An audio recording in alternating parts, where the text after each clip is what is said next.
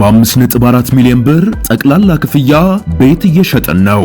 አዎ ይህ ቅድመ ክፍያ አይደለም፣ ሙሉ ክፍያ እንጂ። በቡልጋሪያ መብራት ሰመር ሪል ስቴት አፓርትመንቶችን ከባለ 1 እስከ ባለ 3 መኝታ ቤቶችን እስከ 50% ብድር አመቻችቶ እንዲሁም የንግድ ሱቆችን ከግራውንድ እስከ 3ኛ ፎቅ ድረስ ለሽያጭ አቅርቦላችኋል። ልብ ይበሉ፣ የዋጋ የሚቆየው ለ10 ቤቶች ብቻ ነው። ታዲያ ምን ይጠብቃሉ? አሁኑኑ ይደውሉ።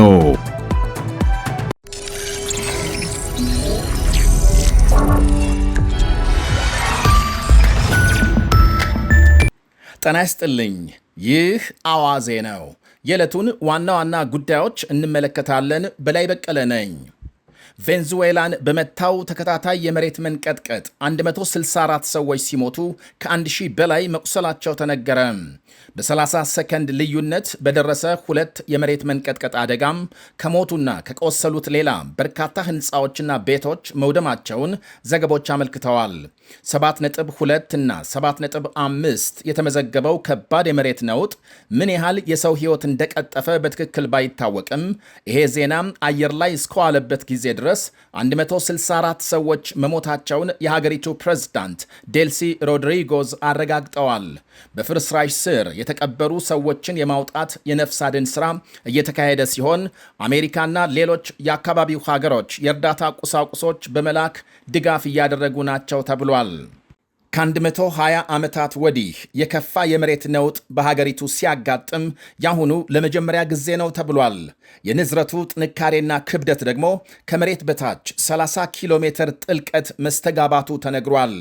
በአደጋው ክፉኛ በተጎዳው ከዋና ከተማ ካራካስ በስተሰሜን አቅጣጫ በሚገኘው ላጉራ በተባለ ክልል በትንሹ ከ100 በላይ ሕንፃዎች መፍረሳቸው ሲነገር አንድ ባለ 10 ፎቅ ሆቴል በደቂቃ ልዩነት ወደ ፍርስራሽነት ተቀይሯል። በፈረሱት ሕንፃዎች ስር ቁጥራቸው በውል ያልታወቀ ሰዎች ከነሕይወታቸው ተቀብረው የድረሱልን ጥሪ ቢያሰሙም ማንም ሊያተርፋቸው የሞከረ የለም ይላሉ የዓይን እማኞች። በሕይወት የተረፉ ነፍሳቸውን ይዘው ሽሽት ገብተዋልና። መንግሥት ሕዝቡ ከቤቱ እንዲወጣ ጥሪ ማቅረቡን ተከትሎ በዋና ከተማ ካራካስና በሌሎች የሀገሪቱ ክፍሎች ነዋሪዎች ጎዳና ማደራቸውን ዘገቦች አመልክተዋል።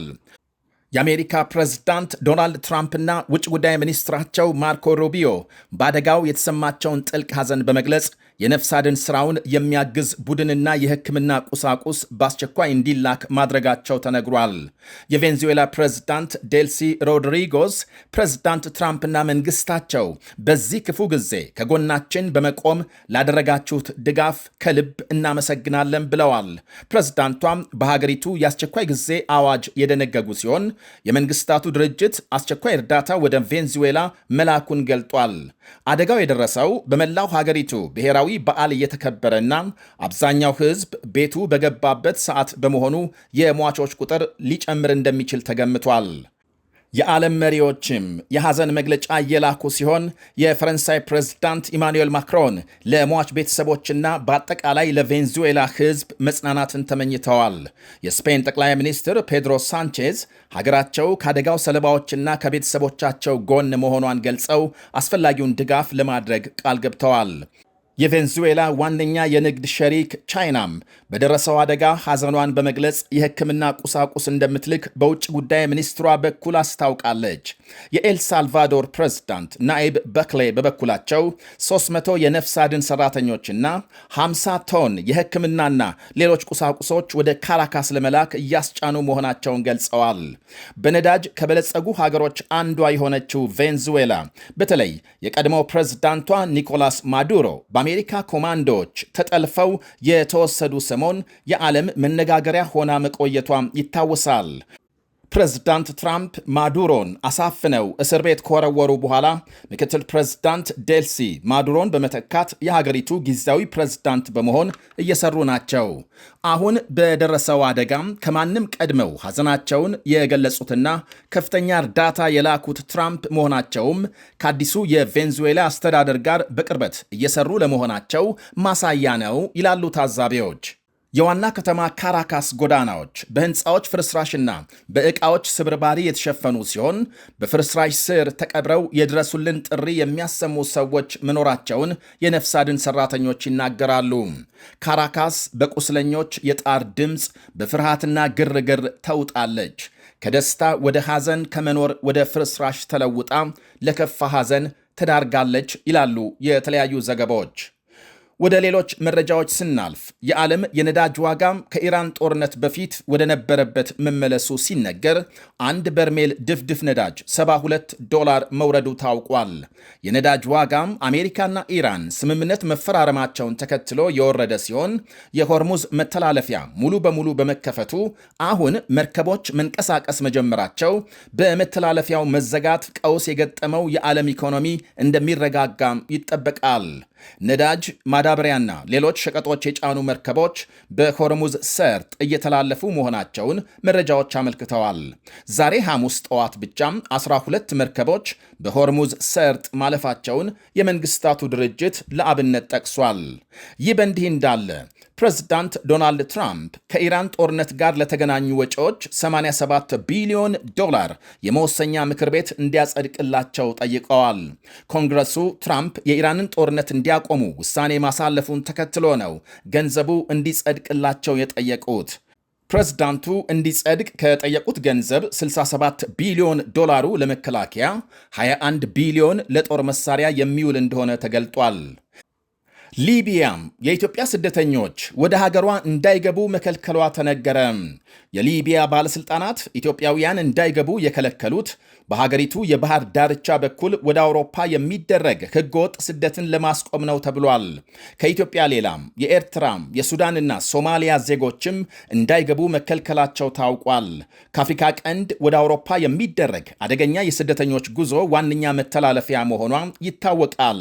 በጦርነት የተሰነጠቀችው ሊቢያም ሰሐራ በረሃን በአስቸጋሪ ሁኔታ አልፈው ሊቢያ የሚደርሱ የኢትዮጵያና ሌሎች የአፍሪካ ስደተኞች እዚያም የከፋ ስቃይና እንግልት እንደሚያጋጥማቸው በየጊዜው ይናገራሉ። በሰው አዘዋዋሪዎችና በታጣቂዎች እገታም፣ እስርና ድብደባ የሚፈጸምባቸው ሲሆን ከፍተኛ ገንዘብ እየከፈሉ በአደገኛ ሁኔታም በትናንሽ ጀልባዎች ባህር አቋርጠው አውሮፓ ለመሻገር ሲሞክሩ በውሃ ተበልተው የቀሩ የትየለሌ ናቸው።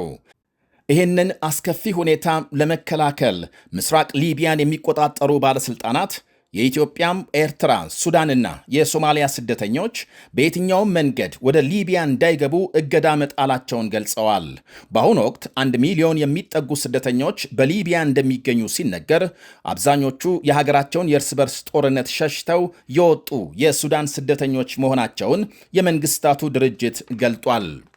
ሊቢያም የሚገቡ ስደተኞች ደግሞ ዓላማቸው ወደ አውሮፓ መሻገር ሲሆን ለዚህ ደግሞ ትናንሽ ጀልባዎችን የሚጠቀሙ በመሆናቸው የባህር ጉዟቸውን የከፋ ያደርገዋል።